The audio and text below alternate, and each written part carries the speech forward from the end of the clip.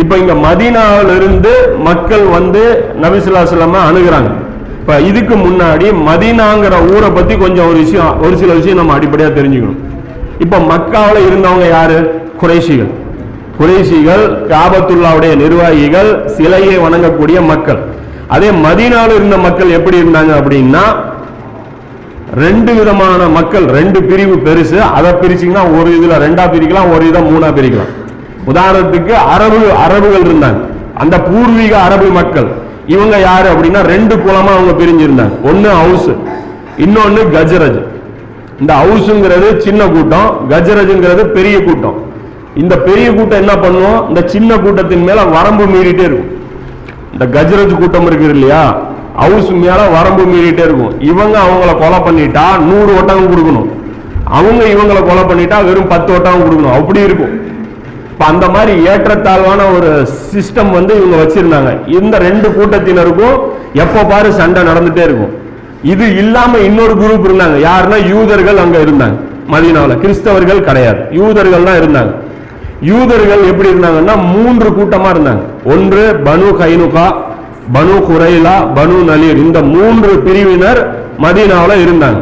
இந்த 3 பிரிவினர் எப்படி இருந்தாங்க அப்படின்னா, 2 பிரிவினர் ஹவுஸ் கூடவும், அதாவது கஜரஜ் கூடவும், ஒரு பிரிவினர் ஹவுஸ் கூடவும், இப்படி மாறி மாறி ஒப்பந்தம் போட்டே இருப்பாங்க. அப்ப இவங்களும் அவங்களும் போர் வரும், சண்டை சேர்ந்து இந்த யூதர்களும் சேர்ந்து எப்போ பாரு சண்டையாவே இருக்கும் இவங்களுக்கு மத்தியில. இவங்க நிம்மதியா வாழ்ந்ததா வரலாறே கிடையாது. இப்ப இந்த இடத்துல பாத்தீங்க அப்படின்னா இயாஸ் இப்னு முஆத் அப்படிங்கிற இவருடைய ஒரு சம்பவம் வந்து நம்ம பாத்துக்கணும். இது இயாஸ்ங்கிறவர் என்ன பண்றாரு அப்படின்னா, இந்த ஹவுஸ் கூட்டத்துடைய சார்பா வர்றாரு. என்ன ஆகுது அப்படின்னா, அதான் சொல்றேன், கஜரஜ் கூட்டம் வரம்பு மீறிட்டே இருக்கு. யார் மேல? ஹவுஸ் மேல.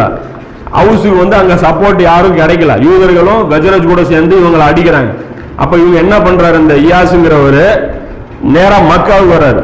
மக்காவுக்கு வந்து குறைஷிகள் கிட்ட சப்போர்ட் கேட்கலாம், இந்த மதீனாவாசிகள்ல வந்து இந்த சின்ன கூட்டம், இந்த பெரிய கூட்டம் நம்ம மேல வரம்பு மீறுதுன்ட்டு. அதுக்கு வந்து அவர் பவர் கேட்கலாம், அதாவது ஒப்பந்தம் போடலாம். யார்கிட்ட? அபூஜஹில சந்திச்சு உதவி கேட்கலாம் அப்படின்னு சொல்லிட்டு வராங்க. அப்ப நபி ஸல்லல்லாஹு அலைஹி வஸல்லம் இதை கவனிக்கிறாரு. கூப்பிட்டு என்ன சொல்றாங்க, இங்க அவர் கூப்பிட்டு ரசூலுல்லாஹ் வழிமறிச்சு பேசுறாங்க. நீங்க ஒரு வேலையா வந்திருக்கீங்க, அபூஜஹில்கிட்ட நீங்க சப்போர்ட் கேட்கறதுக்கு வந்திருக்கீங்க, இதை விட பெட்டர் ஆப்ஷன் நான் உங்களுக்கு சொல்லிட்டா அப்படின்னு சொல்லி ரசூலுல்லாஹ் கேட்கறாங்க. இதை விட சிறந்த இதை உங்களுக்கு அறிந்து கொள்ள ஆர்வம் உண்டா அப்படின்னு சொல்லி கேட்கறாங்க. அதுக்கு நபி ஸல்லல்லாஹு அலைஹி வஸல்லம் அவர் கேட்கிறார், இயாஸ் அது என்ன அப்படிங்கிறாங்க. அவர் சொல்றாரு, நான் அல்லாஹ்வின் தூதராவேன், அவன் என்னை அவனது அடியார்களிடம் அனுப்பியுள்ளான், அவர்கள் அல்லாஹ்வை வணங்க வேண்டும், அவனுக்கு எதையும் இணையாக்க கூடாது அப்படின்னு சொல்லி அல்லாஹ் என்னை அனுப்பியிருக்கான், அல்லாஹ் எனக்கு வேதத்தையும் இறக்கி வைத்திருக்கிறான் அப்படின்னு சொல்லி சொல்றாங்க. உடனே இயாஸ் என்ன பண்றாரு, எனது கூட்டத்தாரே, அல்லாஹ்வின் மீது ஆணையாக நீங்கள் வந்திருக்கும் நோக்கத்தை விட இதுதான் மிக சிறந்தது என்று கூறினார். இவர் சொல்றாரு, ரசூலுல்லாஹ்வுக்கு ஆஃபர் கொடுத்த உடனே இவர் நேரா போய் அந்த கேம்ப் இவங்களுடைய முகாம் இருக்குல்ல, அங்க போய் மக்கால சொல்றாரு, இந்த மாதிரி ஒரு சூப்பர் ஆப்ஷன் ஒன்று நமக்கு கிடைச்சிருக்கு, அல்லாஹ்வுடைய தூதர்னு சொல்லி இங்க ஒருத்தர் இருக்கிறாரு, நாம அவருக்கு அடைக்கலம் கொடுப்போம் அப்படின்னு சொல்லி கேட்கிறாங்க. உடனே அந்த கூட்டத்தினர் என்ன பண்ணிடுறாங்க, நிராகரிச்சிடுறாங்க. அந்த மதீனாவில் இருக்கக்கூடிய அந்த இணை வைப்பாளர்கள் நிராகரிச்சிடுறாங்க. வந்த வேலையை விட்டுட்டு நீ வேற வேலையை பார்க்காத, நீ போய் முதல்ல வந்து குறைஷிகள்கிட்ட போய் நம்ம பேசலாம் அப்படிங்கிறாங்க. ஆனா என்ன பண்ணிடுறாங்க, இந்த பேச்சுவார்த்தையும் தோல்வியில முடிஞ்சது. அதுக்கு பின்னாடி என்ன ஆகுது, அடுத்த வருஷமே புவாஸ்ங்கிற ஒரு போர் நடக்குது. அதாவது அந்த ஹவுஸ் கூட்டத்துக்கும் கஜரஜ் கூட்டத்துக்கும். அதுல இவர் கொல்லப்பட்டுறாரு.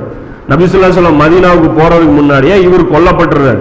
இவரை பத்தி பின்னாடி அந்த ஒரு நபி தோழர் வந்து சொல்றாரு, இவர் சாவும் போது கலிமா சொல்றது நான் பார்த்தேன் அப்படின்னு சொல்லி இவர் சொல்றாரு. இவர் வந்து முஸ்லிமா தான் இவர் மரணிச்சிருக்கிறார்.